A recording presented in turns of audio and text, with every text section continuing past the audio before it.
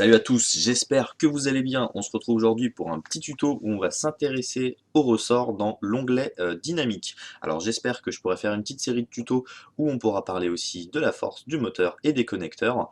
Il y a beaucoup d'options et beaucoup de possibilités avec tout cela, surtout en particulier avec les connecteurs, et ils sont combinables. Donc aujourd'hui on va avoir le ressort, on va voir deux trois petits trucs comme par exemple l'utilisation basique, donc comment créer un ressort, ou par exemple comment suspendre un objet au bout d'une ficelle par exemple, que ce soit un ballon qui aille vers le ciel ou un pendu au bout d'une corde. Voilà donc un petit peu ce qu'on va pouvoir voir avec notre beau ressort aujourd'hui. Donc bien l'onglet, le ressort se compose de deux onglets intéressants, donc l'onglet objet et l'onglet affiché, euh, mais il ne propose pas d'option pour le rendre. Donc on verra comment est-ce qu'on peut parenter son ressort avec des splines pour le faire apparaître si on a envie de lui donner l'apparence d'un ressort. Mais comme on le verra, c'est un connecteur dynamique, et en réalité il sert à gérer de l'interaction dynamique entre deux objets. Donc on peut très bien imaginer que la force de ce ressort soit une corde. Donc voilà, on va pouvoir illustrer tout ça avec des exemples et voir comment un peu tout ceci fonctionne. Donc comme vous voyez, on peut relier deux objets de plusieurs manières. Donc la manière la plus courante étant le linéaire, et puis on peut choisir une longueur au repos, une rigidité, un amortissement, et jouer du coup avec tous les autres paramètres dynamiques de nos autres objets. Donc la première chose qu'on va faire, ça va être de voir comment ça fonctionne de manière ultra basique. Donc on va prendre un cube qu'on va réduire à 50%, et on va prendre un duplicata de ce cube. Donc là je maintiens CTRL enfoncé et je déplace pour avoir un deuxième cube. Donc là je vais augmenter un peu mon cube.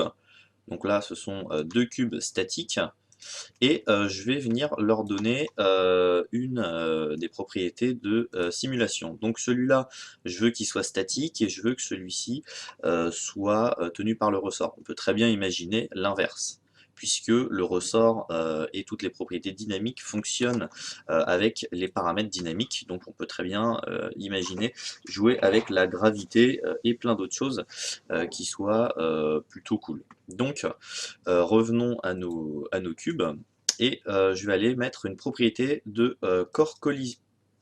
J'ai cliqué trop vite.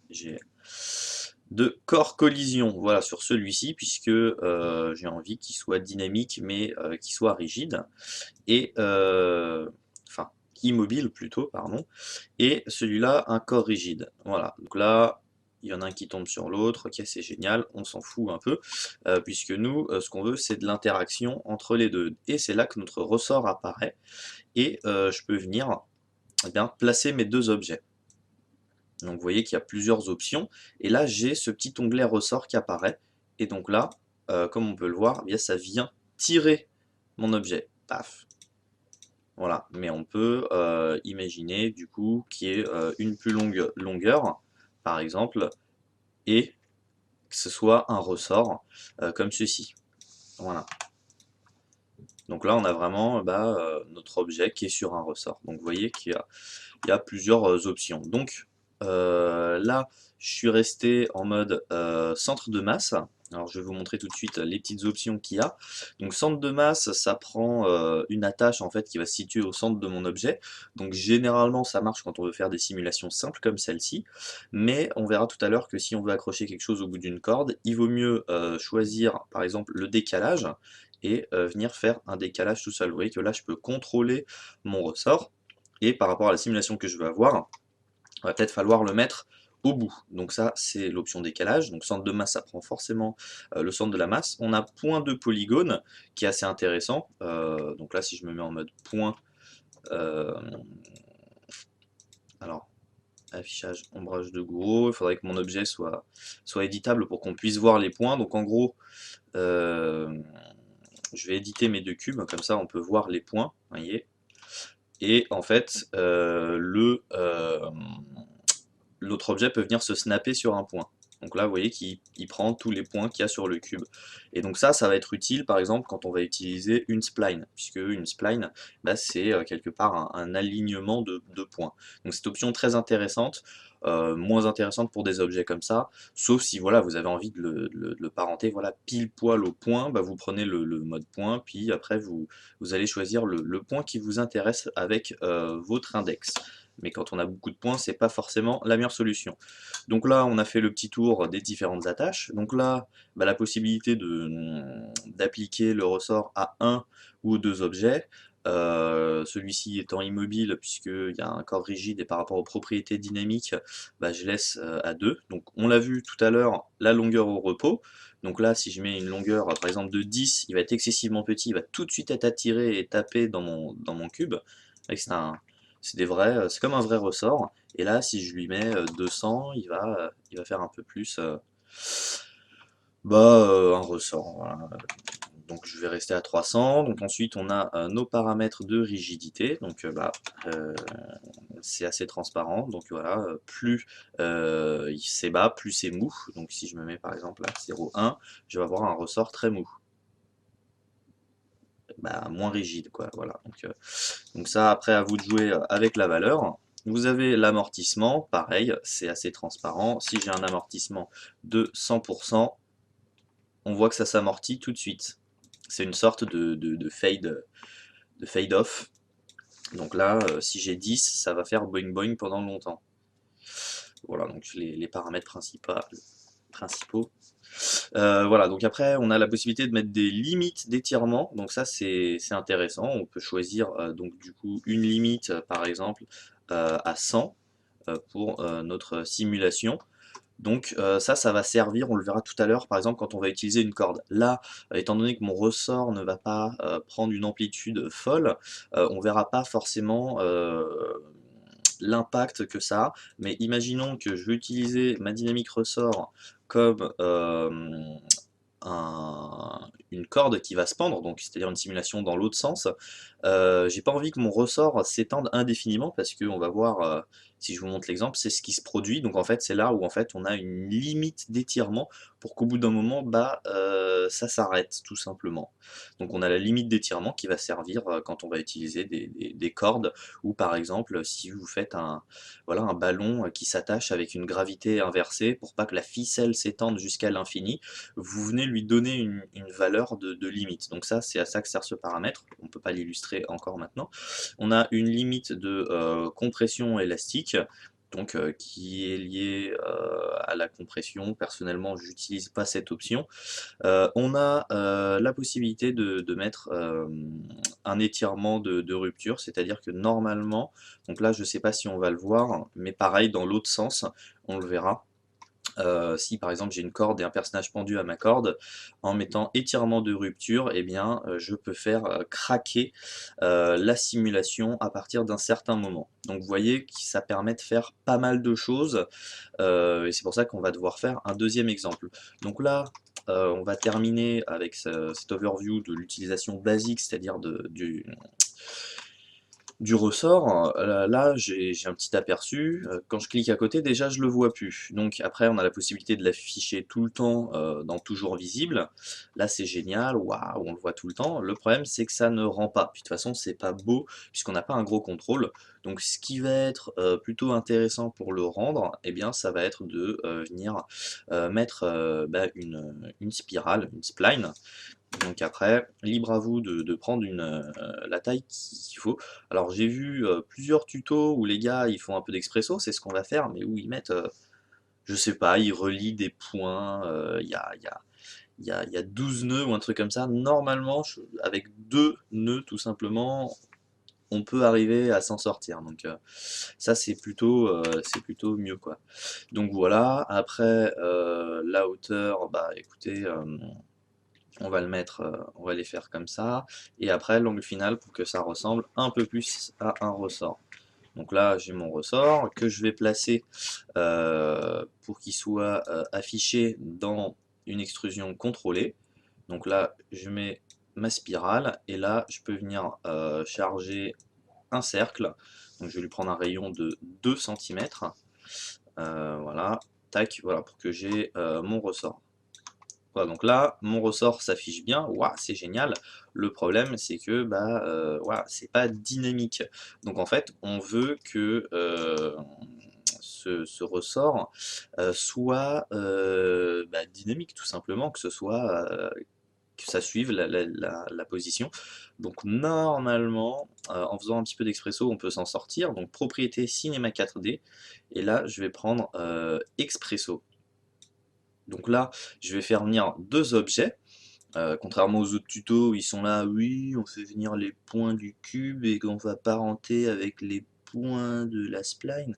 C'est compliqué, bah en fait, puisque là, si on regarde notre scène, voilà, il n'y a pas besoin d'être Einstein, bah on a notre cube et on a une hauteur de spline qui va varier tout simplement.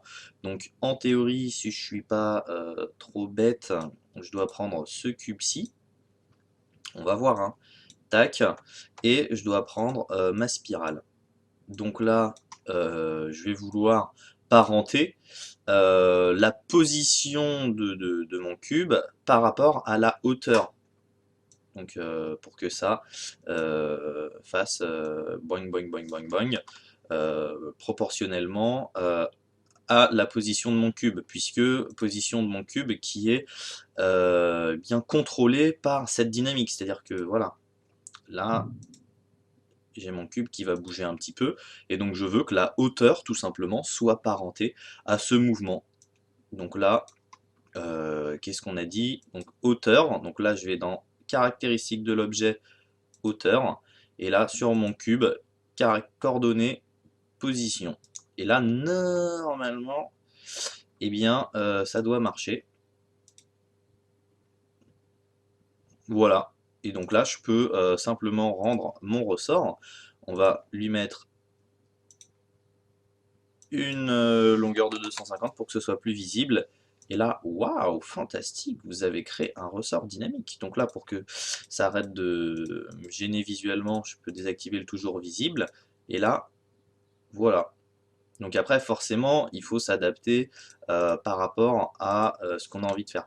Ah oui, du coup, la technique de l'autre avec tous les points de parentage, c'était peut-être par rapport, en fait, si on veut qu'il y ait, je pense que c'était ça, en fait, c'est pour ça que c'était plus compliqué, j'ai été un peu médisant, si on veut que la compression, c'est-à-dire que le point le plus bas de la spirale reste fixe, et du coup que ça gère plus d'autres paramètres que la hauteur, puisque là, comme on peut le voir, ça rentre un petit peu dedans, je pense que c'était pour faire quelque chose qui se compresse, voilà, mais bon, après vous adaptez votre objet, vous adaptez votre scène, ça va dépendre de l'angle, mais là je veux dire si on se met sous cet angle-là, tac, tac, tac, là on va pas voir que ça rentre forcément dedans.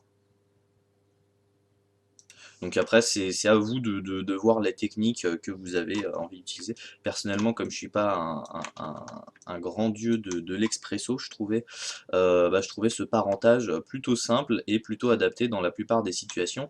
Voilà. Donc deuxième exemple qu'on va voir, ça va être par exemple pour pendre quelque chose à une corde. Je sais que vous attendez ce truc-là avec impatience, puisque vous avez téléchargé des blueprints de votre grand-mère, de votre belle grand-mère, pour la peindre. Voilà, pour la peindre, pour la pendre. Voilà, donc on va prendre bah, la belle grand-mère, tac. Voilà, donc vous pouvez tac, charger un matériau sur sa tête, tac, tac. Et pour l'instant, je vais masquer ça et on va créer eh bien notre corde. Donc, bon, je vais vous montrer rapidement. On va la pendre par le haut des cheveux. Voilà, technique de pendaison indienne. Donc je vais prendre mon outil crayon pour créer une spline. Je vais me mettre en vue de droite. Voilà, je prends cette hauteur-ci. Je vais créer un point là. Je vais créer un point là. Je clique sur Escape. Donc c'est pas grave. Et je vais sélectionner mes deux points. Tac, pour faire de la subdivision.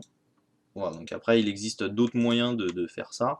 Moi le truc que j'ai trouvé qui est sympa, c'est subdiviser. Donc après vous pouvez faire US plusieurs fois pour avoir plus de points. Voilà, parce que en fait ça va être une spline dynamique. Donc là voilà, j'ai une spline avec plusieurs points, et ça va être cool puisque on va lui appliquer des propriétés dynamiques. Donc là j'ai ma super corde de pendaison, voilà, pour votre belle grand-mère que vous détestez, parce qu'elle fait toujours des trucs à bouffer, ça fait 15 ans que vous la tapez, c'est un peu dur. Voilà, alors propriété cheveux, et on va mettre dynamique de spline. Alors ça n'aura pas de rapport avec les cheveux, mais comment rendre une spline dynamique? Eh bien il faut aller dans dynamique de spline, et là, normalement si je bouge, alors si je bouge ma spline et que je me mets en mode animation, ce sera dynamique. Alors là, elle tombe. C'est pour ça qu'on va tout de suite la fixer, hein, puisqu'il y a la possibilité de fixer des points avec l'outil dynamique de spline. Donc là, je vais ici. Donc vous voyez que ça met une propriété tout simplement de corps, de corps rigide à peu près sur ma spline. Donc là, on a plusieurs onglets collision très rigide, on s'en fout. Ici, on a toutes les caractéristiques qui vont nous intéresser. On a les forces, vous voyez, avec une gravité, la possibilité d'inclure des forces qu'on va trouver par exemple ici, ce qui est très sympa. On a la possibilité de cacher, comme tout, et après, on a les étapes avancées. Donc, caractéristiques, mode point, je veux que ce point soit fixe, donc après on peut choisir un point qui va apparaître en violet pour nous signaler qu'il est fixe. Donc là, hop, point fixe, définir, et là si je clique à côté, j'ai ce point. Donc là, normalement, si je déclique, voilà, j'ai mon point fixe, et vous voyez bien que j'ai une simulation sur ma spline. Donc là, vous voyez que c'était un petit peu chelou, parce qu'elle savait pas trop ce qui lui arrivait. Voilà, mais si je me mets en mode objet normalement et que je la bouge, est-ce qu'en mode simulation, voilà, on voit, waouh, génial. Donc là, ça nous fait des trucs assez moches. Normalement, on peut changer le type de spline.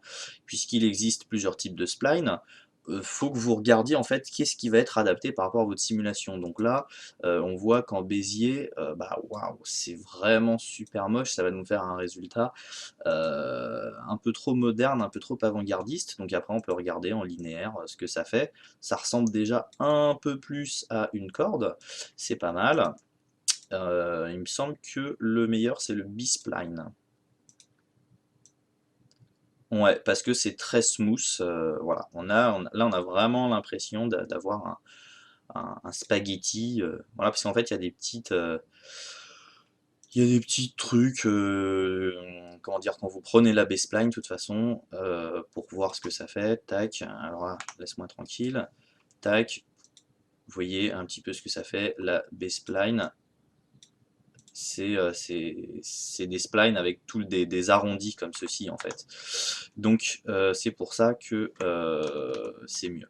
Voilà, donc les CTRL Z qui vont bien, parce que ça permet de smoother. Donc ça c'est le premier truc qui est indispensable à regarder, c'est regarder ça. Après vous pouvez aussi changer l'interpolation, mais normalement en adaptative, V-spline ça marche bien, on a une belle corde. Voilà, faut quand même faire honneur à sa famille, comme on dit. Voilà, donc, eh bien, puisque j'ai une spline, ce qui est quand même fantastique, c'est que je peux la mettre, j'en ai marre des clics compulsifs comme ça, je peux la mettre dans une extrusion contrôlée, donc là, waouh, génial. Et pour votre grand-mère, vous êtes un petit peu voilà, avant-gardiste, vous allez prendre un N côté que vous allez mettre à voilà, 20 cm, puisque là on est sur une autre échelle de scène. Voilà, grosse corde. On va réduire un petit peu le tout. Et pourquoi je prends le N côté? Parce que bah, le N côté, ça a moins de côtés que le cercle, ça prend moins de segments, et j'ai toujours la possibilité d'augmenter si je veux arrondir le tout. Donc ça va permettre d'avoir un truc un peu mieux. Donc là, vous voyez, j'ai ma corde, c'est cool, c'est génial. Donc après, ce que je peux venir faire, c'est prendre bah, cette fameuse grand-mère, ou votre patron si vous l'aimez pas, enfin voilà. Vous pouvez pendre qui vous voulez, vous pouvez faire autre chose hein, si vous avez envie. Voilà, donc bon, c'est complètement disproportionné, il y a la grille qui nous embête, mais c'est pas grave. Et en fait, ce que je vais vouloir faire, ça va être de relier la tête de mon pendu avec la corde. Donc là, caisse, cool, sauf que bon là, ça fait rien, ça sert à rien, c'est moche.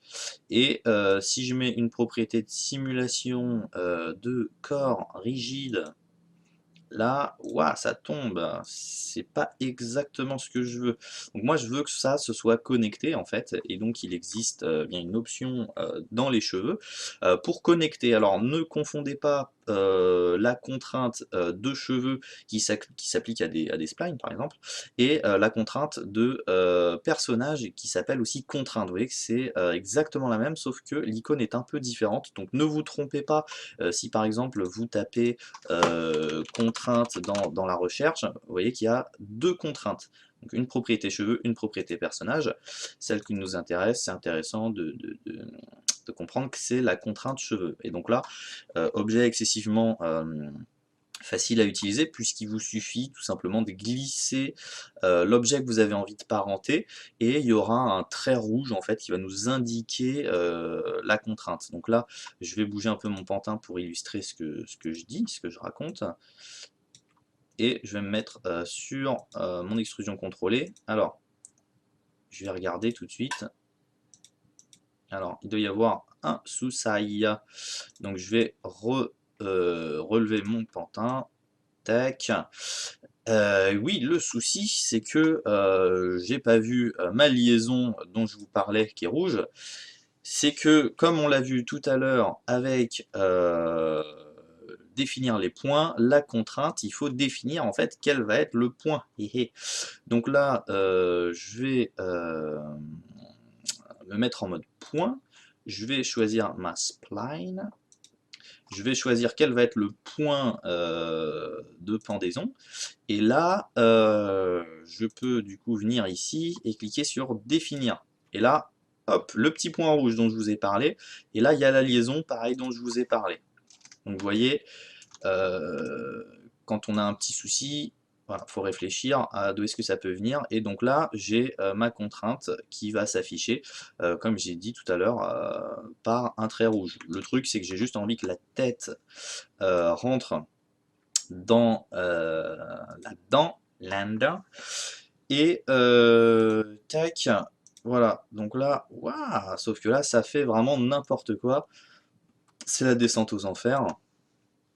Puis là, en fait, j'ai pas fait une spline hein, qui soit excessivement cool, puisque j'ai trop de points à la fin, j'ai pas une segmentation qui est régulière, du coup je vais avoir ce petit redressement, bon, c'est pas trop grave, vous, normalement, si vous y êtes pris correctement, vous ne l'avez pas, donc après ce que je peux faire, tac, c'est comme ceci, et là ça se verra, bon, ça se verra toujours, bon. On va voir si avec notre sort, puisque c'est ça qui nous intéresse, on a toujours ce souci. Puisque bah, c'est bien, on a créé notre scène, mais on n'a pas envie que voilà, on ait cette espèce de corde.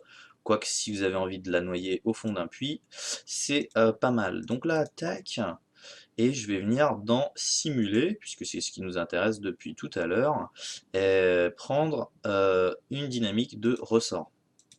Donc là, je vais aller ici dans mes objets, et je vais choisir quels vont être mes deux objets. Donc j'ai envie de prendre la grand-mère, le pantin,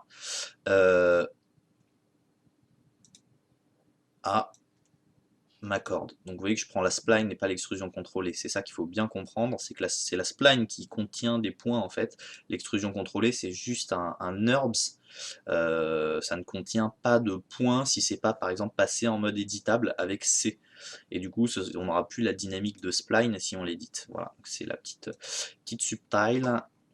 Voilà, et donc là je vais pas vouloir rester en centre de masse parce que c'est pas trop ce que je veux.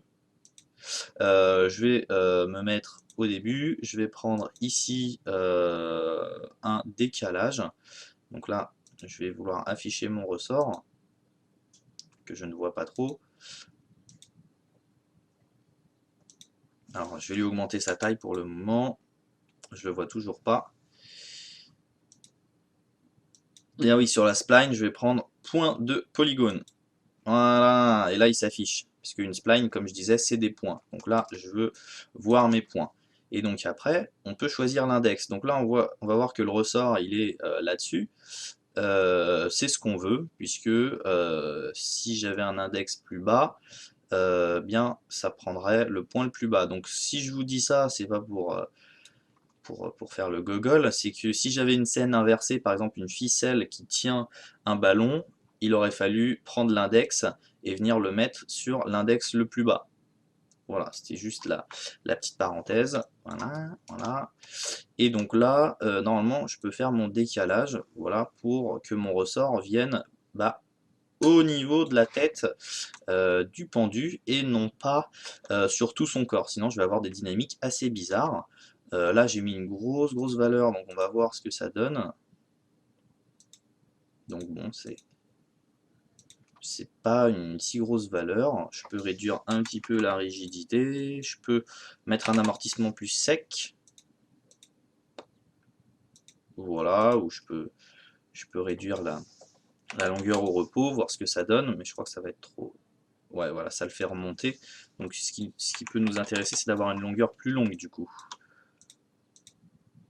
Voilà, là tu fais moins le malin. Tac. Voilà, donc bon, ça c'est le petit truc qui est cool.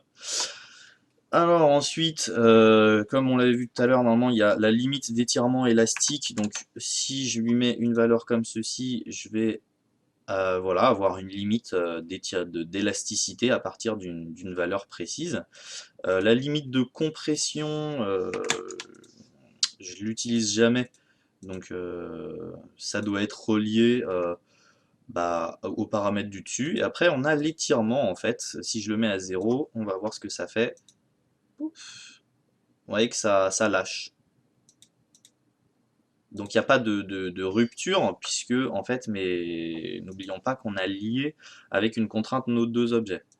Mais en gros, c'est le ressort qui a une rupture, c'est pas, ça va pas créer une rupture sur notre mèche. C'est ça aussi la notion qu'il faut comprendre, c'est que c'est une rupture de simulation sur ce fameux ressort et non pas comme je disais, sur le mesh. Donc voilà.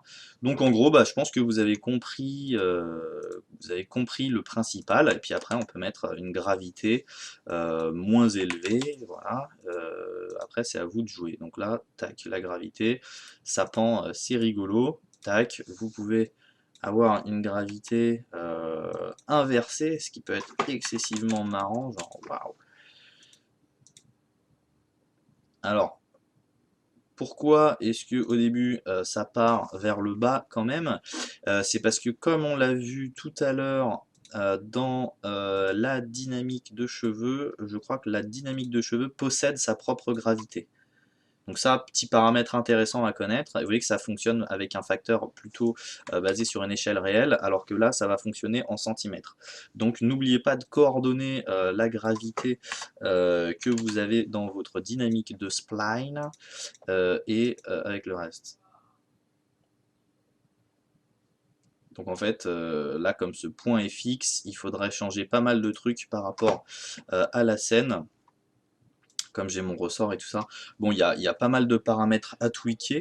Il existe un tuto sur, je crois, comment suspendre un ballon à une corde. Donc si ça vous intéresse, en fait, c'est bah, à peu près la même chose, sauf que voilà, le gars fait tous les paramètres au début et puis c'est cette simulation un peu en inversé. Donc là, je vais pas perdre 5-10 minutes à vous dire ah oui c'est ça, c'est ça, c'est ça. J'avais oublié de vous dire qu'il y avait ça. Voilà, puisque je pense qu'on a fait le tour des paramètres de ce ressort et on a vu deux utilisations possible. Donc après, n'hésitez pas à vous amuser et puis à réfléchir avec la dynamique de spline. On a vu les contraintes, on a vu le ressort, on a vu comment modéliser facilement ce ressort avec simplement deux nœuds expresso, même si ça rentre un petit peu dans les matériaux. Voilà, le ressort, c'est pas un truc qui est utilisé tous les jours, mais si ça peut vous donner bah, des idées pour faire des animations, comme il y avait très peu de tutos sur YouTube et même sur le net en général sur les ressorts, je voulais faire un truc voilà, en français qui couvre un petit peu le sujet. Voilà, c'est la fin de cette vidéo. Je vous invite donc à rejoindre le groupe Motion Designers Community où vous pouvez poster vos rendus, vos inspirations, discuter, poser vos questions si vous avez des problèmes, faire des demandes de matos. Voilà, puisque c'est quand même plus sympa sur ce groupe de discussion puisque chacun a la possibilité de poster des photos, chose qui n'est pas encore possible dans les commentaires YouTube. Vous pouvez aussi aller sur notre page Sylvain Favre et Maxime Accard si vous avez envie de voir nos différents travaux qu'on fait en dehors des tutos. Regardez, voilà, c'est super stylé, c'est cool. Vous pouvez aller sur Tipeee si vous avez envie de faire un don pour soutenir cette chaîne. Et vous pouvez aller sur notre Instagram, voilà, pour regarder les différentes photos. Voilà, c'est MHS Prod, donc soit vous y allez sur le PC, soit vous y allez sur le téléphone, c'est quand même mieux pour Instagram. Allez, ciao!